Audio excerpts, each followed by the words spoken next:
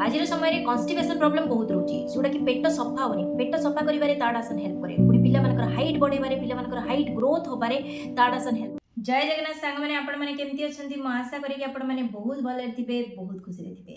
तो आज टॉपिक मु आपण को पई नै के आसी छी जार नाम होची ताड़ आसन। ताड़ आसन माने कोन? ताड़ प्लस आसन। ताड़ गोटे संस्कृत वर्ड जोटा को ओडिया रे ताड़ गछ कहा जाए। आसन मीन्स पोज आउ ए आसन रो फाइनल पोस्चर गोटे ताड़ गछ भलिया देखा जाए सेतिले कि एटा को ताड़ आसन कहा जाए। तो आज वीडियो रे मु तीनोटी जिंस आपन को क्लियर करिवि। फर्स्ट ताड़ आसन को केमिति करा जिवो, हाउ टू डू। सेकेंड ताड़ आसन रो बेनिफिट कोन, लाभ कोन कोन पई सब दिन करबा कथा।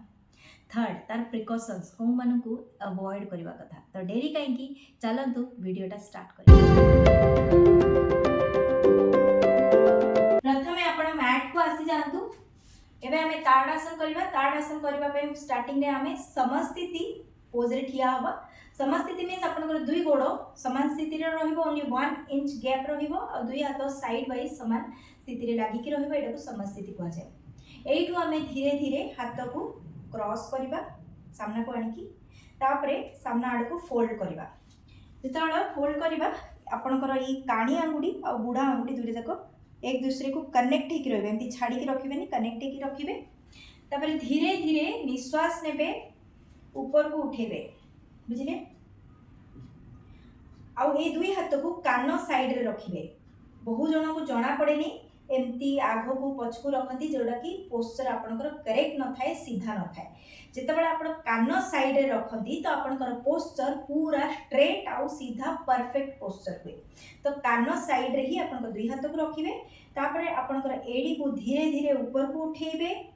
हाँ आउ आंगुठी ऊपर ठिया हेबे। देखंतु मो पोस्चर पूरा स्ट्रेट देखाउची कि नहीं, पूरा ताड़ गछ भलिया स्ट्रेट देखाउची। एटा ही एक्चुअल पोस्चर, बुझिले। तबे एही पोस्चर रे आपण ट्राई करिवे सामना को फोकस करिवे और आपनकर जो निश्वास नेबा आनिबा नॉर्मल थिबो। आसन माने ही निश्वास नेबा आनिबा नॉर्मल रहिबो, एथिरे होल्ड करिवार नाही।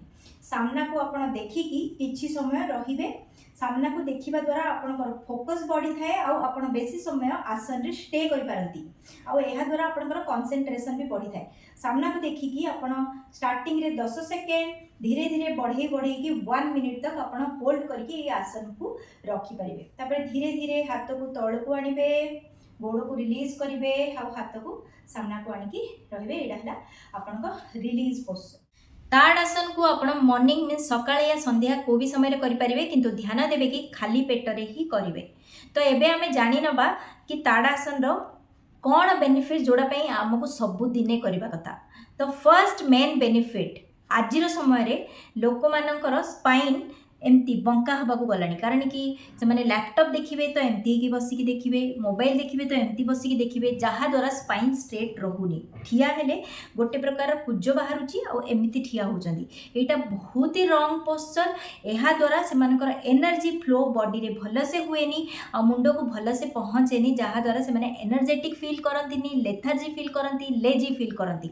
जेतेबेले आपण ताड़ आसन करिवे, स्ट्रेट करिवे, बॉडी को स्ट्रेच करिवे, आपनकर स्पाइन पूरा भल से स्ट्रेट हम, हाथ स्ट्रेट हम, पूरा बॉडी स्ट्रेट होगी आप सीधा ठिया हेबे। एमती जदि सबुदिन प्रैक्टिस करूछंती 1 मिनिट 2 मिनिट्स ठिया होचंती तो आपनकर स्पाइन स्ट्रेट हबारे डेफिनेटली आपनको हेल्प करिवो। और बॉडी रे हमर जो एनर्जी फ्लो हुए जेतबेला हम सीधा बसंती, एनर्जी बॉडी रे स्पाइन देकी ही सुषुम्ना नाड़ी को देकी हम मुंड को पहुँचे और आपण एनर्जेटिक फील करंती आउ पॉजिटिव भी फील करंती, बुझी पाले। सेकेंड बेनिफिट जेतेबेला आपण छुआ मानकर आजिर समय रे ग्रोथ भल से होनी, हाइट भल से होनी, जेतेबेला से मानकू 5 वर्ष परे ताड़ आसन करांती तांको बॉडी रे सेही सेम जिनस ही कहबी, जेतेबेला स्ट्रेच करंती तांकर मसल स्ट्रेच भल से हुए और हाइट ग्रोथ होबारे से मानकू हेल्प करे। थर्ड बहुत ही अपर मोस्ट बेनिफिट जोटा कि आजिर समय रे लोक मानकू बहुत कॉन्स्टिपेशन प्रॉब्लम होची, मीन्स पेट सफा होनी। तो आपण ताड़ आसन से जगह केमिति करिवे मु आपन करिके देख।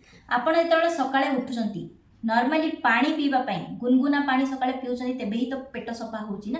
तो जेतबेले गुनगुना पानी पिउछन्ती सेतबेले मला आसन रे बसिबे आ ग्लास रे गुनगुना पानी नेकी पीवा स्टार्ट करिवे। 3-4 ग्लास पीवे जेतिकी आपनको ठीक लागुची तापरे ग्लास रखी देकी ठिया हेकी ताड़ आसन पोजीशन को आसी जिबे।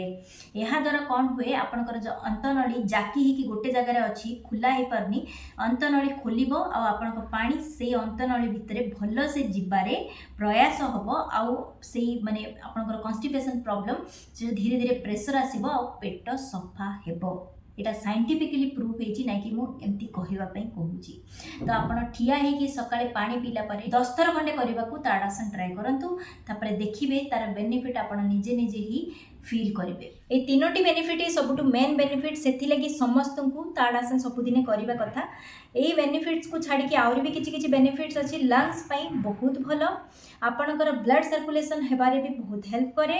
तापरे आपणकर जो मेंटल स्ट्रेस एंजाइटी अच्छी सेटा को रिलीज करिवारे हेल्प करे कंसंट्रेशन बढ़े।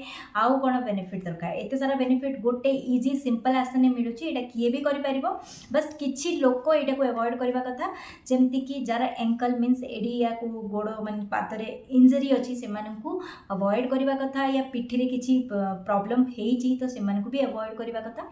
आ जार बीपी प्रॉब्लम अच्छी से आसन को बिल्कुल भी होल्ड करके रखिबेनी से जस्ट नेबे छाड़े सेमिति करें होल्ड बिल्कुल भी करेंगे जार हाई बीपी अच्छी। तो यहाँ रहा आपंकर ताड़ आसन मु आशा करी वीडियोटी आपको भल लगी किसी जानवा मिली। तो आज एतिकी धन्यवाद। जय जगन्नाथ।